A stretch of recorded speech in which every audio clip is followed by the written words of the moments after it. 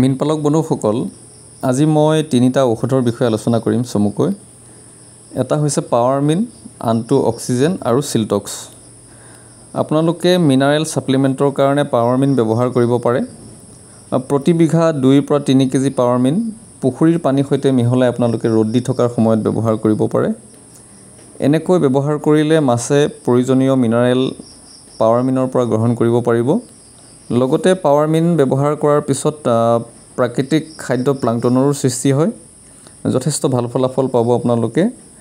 Power মিনৰ পেকেটটো 20 কেজিৰ packet আহে আৰু এই গোটেই পেকেটটো আপোনালোকে এবাৰতেই ব্যৱহাৰ কৰিব বিচাৰিলে 6 পৰা 7 বিঘা পুখুৰীত দিব পাৰে। আৰু যিসকলৰ সৰু পুখুৰী থাকে তেওঁলোকে পুখুৰীটোৰ মাটিকালি বা পানীকালিৰ হিচাপত তেওঁলোকে কমকৈ ব্যৱহাৰ কৰিব পাৰিব। এইবাৰ আহিছোঁ অক্সিজেন টেবলেটৰ আলোচনালৈ। মীনপালক বন্ধুসকল, আপোনালোকৰ পুখুৰীত নিশ্চয় কেতিয়াবা আপোনালোকে দেখিছে যে পুখুৰীৰ মাছবোৰ পুখুৰীৰ ওপৰৰ ভাগত আহি ঘূৰি ফুৰিছে বা কমাই ফুৰিছে। এনে হ'লে আপোনালোকে নিশ্চিত হ'ব লাগিব যে পুখুৰীত অক্সিজেনৰ পৰিমাণ কমি গৈছে। অক্সিজেনৰ পৰিমাণ যেতিয়াই কমি যাব, পুখুৰীত পানীভাগত থকা মাছসমূহ পুখুৰীৰ ওপৰৰ ভাগত আহি ঘূৰি ফুৰিব। ভিন্ন কাৰণত অক্সিজেনৰ নাটনি হ'ব পাৰে। যদিহে ডাৱৰীয়া বতৰ হৈ থাকে, তাৰোপৰি পানীত যদি এমনিয়াৰ দৰে বিষাক্ত গেছৰ পৰিমাণ বাঢ়ি যায় বা হাইড্ৰজেন ছালফাইড নাইট্ৰেট গেছৰ পৰিমাণ বাঢ়ি যায়, তেতিয়া স্বাভাৱিকভাৱেই পুখুৰীৰ পানীৰ ভাগত থকা অক্সিজেনৰ নাটনি হ'ব। বা যদিহে আপোনালোকে অতিৰিক্ত খানা ব্যৱহাৰ কৰিছে বা জোখতকৈ বেছি দানা দিছে, মাছে ভক্ষণ কৰিব পৰা নাই, সেই দানাসমূহ পচি গৈও অক্সিজেনৰ নাটনি হ'ব পাৰে।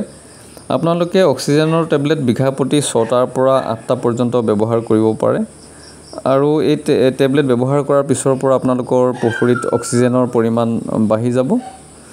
যদিহে আপোনালোকে এনেকুৱা সমস্যাত প্ৰায়ভাগ দেখি আছে যে আপোনাৰ পুখুৰীত অক্সিজেনৰ নাটনি হৈ আছে বা মাছসমূহে প্ৰায় দিনৰ ভাগত বা ৰাতিৰ ভাগতো এনেকৈ ঘূৰি ফুৰে, তেতিয়া তৎকালীনভাৱে সমস্যাটো সমাধান কৰিবৰ কাৰণে আপোনালোকে অক্সিজেনৰ টেবলেট ব্যৱহাৰ কৰিব পাৰিব। এইবাৰ আহিছোঁ চিলটক্সৰ আলোচনালৈ। চিলটক্স হৈছে জিঅ'লাইট বেছ টক্সিন বাইণ্ডাৰ।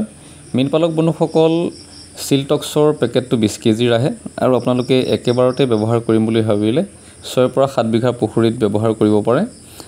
চিলটক্সে অতি সোনকালে বা তৎকালীনভাৱে যিসমূহ বিষাক্ত পদাৰ্থ থাকিব বা বিষাক্ত গেছ থাকিব, এইসমূহ শোষণ কৰে। লগতে মাছৰ যিটো বৃদ্ধি হ'ব লাগে বা মাছৰ যিটো স্বাস্থ্যৰ বিকাশ ঘটিব লাগে, এনে ক্ষেত্ৰত চিলটক্সে যথেষ্টভাৱে সহায় কৰে। আৰু যিটো মাছৰ ভাগৰ লাগে বা মাছৰ যিটো ষ্ট্ৰেছ বুলি কোৱা হয়, এইটো কম কৰাত যথেষ্টভাৱে সহায় কৰে।